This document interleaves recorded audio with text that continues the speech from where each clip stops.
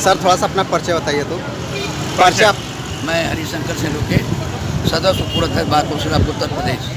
Sir आज जो चंदौली से लेकर के दिल्ली तक ले जो पदयात्रा निकाली जा रही है उसके लिए क्या कहेंगे? हम उसके लिए कहेंगे पदयात्रा नया यात्रा है, बहुत अच्छी बात है कि भाई धर्मेंद्र जी जितने भाई हमारे लोग हैं जो पदयात्रा निकालों को बधाई देना चाहते हैं, इनके जज्बे को सलाम करते हैं। क्योंकि 26 साल हो गए जिला चंदौली को बने, लेकिन भवन निर्माण न्यायालय का अभी तक निर्माण नहीं हुआ, जो गलत है।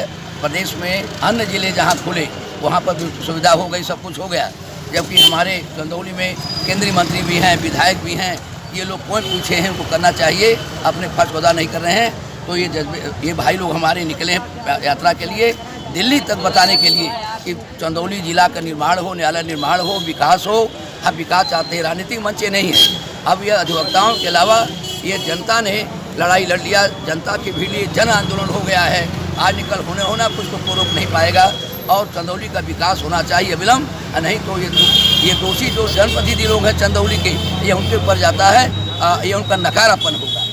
सर इतने बड़े देश में चंदौली पीछे कैसे रह गया? पीछे रह गया। हमारे चंदौली के लोग, हमारी जनता, हमारे अधिवक्ता समाज टाइट है।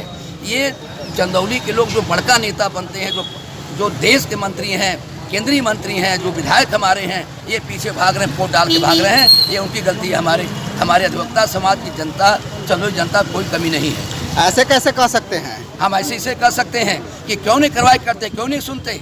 छोटी छोटी बातों को लेकर के तो सरकार, हमारी एक घटना घटी रेलवे में तो चीफ जस्टिस से संज्ञान ले लिया, मंत्री ने संज्ञान ले लिया। इतना बड़ा जिला प्रदेश मांग कर रहा है हमारा चंदौली, ये मांग नहीं कर रहे हैं, ये उनकी कमी है। हमारे अधिवक्ता समाज की और हमारे जनता की कोई कमी नहीं है, उनको करना चाहिए।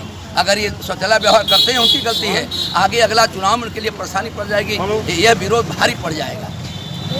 सर आप क्या कहेंगे इसके लिए? धनंजय सिंह पूर्व महामंत्री सिविल वाइस चंदौली। 26 साल से हमारे जिले का उद्भव हुआ है, लेकिन आज तक कोई भी विकास काम चंदौली जनपद के नाम पर नहीं हुआ है।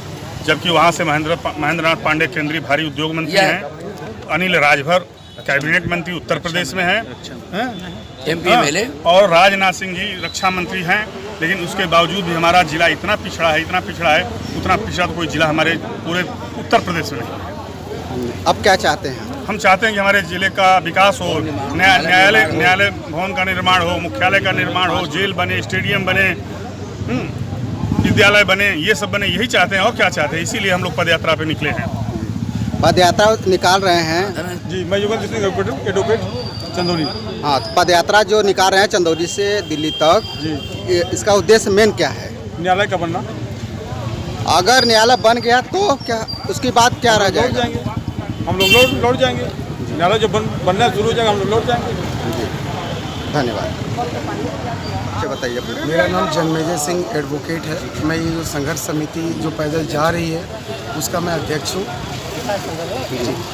आज जो चंदौली से लेकर के दिल्ली तक पदयात्रा आप निकाल रहे हैं, इसका उद्देश्य क्या है? इसका उद्देश्य यही है कि हमारे ज़िले के साथ 26-27 सालों से लगातार अन्याय किया जा रहा है। हमारे साथ के जितने ज़िले बने हैं वो आज के 10 साल पहले अस्तित्व में आ गए, उनका सारा विकास हो गया। हमारे बाद जो ज़िले बने उनका 5 साल पहले अस्तित्व में आ गए, उनका भी विकास हो गया।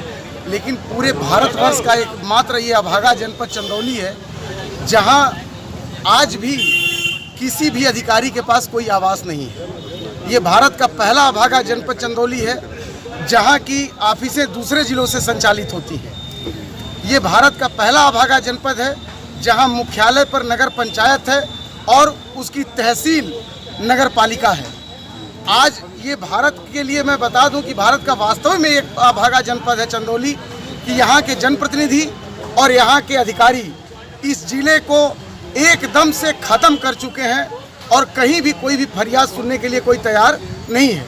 26 सालों से हम लोग ये लड़ाई लड़ रहे हैं। 4 विधानसभा सीटों में से 3 विधानसभा सीट हम सत्ता पक्ष को दिए हैं, भारतीय जनता पार्टी के खाते में हम लोगों ने दिया है। 2 लोकसभा क्षेत्र की सीटें हैं, दोनों हमने भारतीय जनता पार्टी के उम्मीदवारों को जिताया है। यही नहीं बल्कि आज ये बनारस जो हम लोग जहाँ से निकले हैं, इसी बनारस का अंग चंदौली है, छोटा भाई है। आज मोदी जी बनारस की बात करते हैं और मोदी जी को भी जिताने वाले चंदौली के भी लोग हैं। बनारस की कुल आबादी का 30% आबादी, 30% वोटर चंदौली का है। बनारस में निवास करने वाले लोगों की कुल आबादी में 30% आबादी चंदौली की है। चंदौली के लोगों ने प्रधानमंत्री जी को जिताया है, तो हमारी गलती क्या है? एक भाई को आप जो है राजपाट दे रहे हैं और दूसरे भाई को 26 साल का वनवास दिए हैं। 14 साल के वनवास की बात कह के, भगवान राम की बात कह के आप और हमारा ये हम भी भाजपाई हैं, हम सत्ता में आ गए, लेकिन 26 साल का चंदौली का वनवास कोई देख नहीं पा रहा है।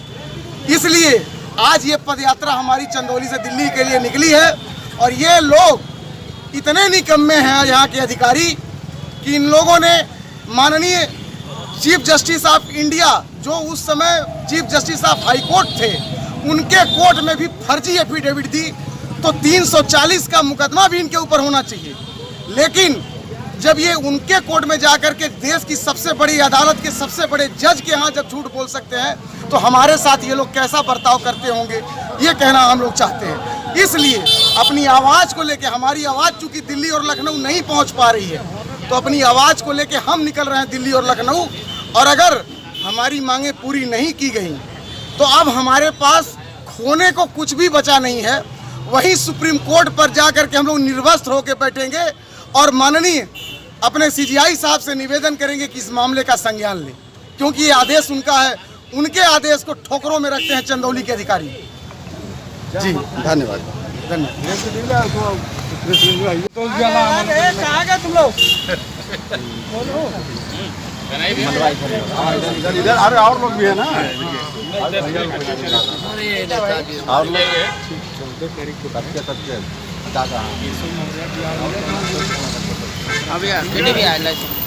और किसको पढ़ाना है? और एक टीम में है ना, आइए आइए, साथ में जा रहा है। और कौन जा रहा है? साथ वाले कौन है?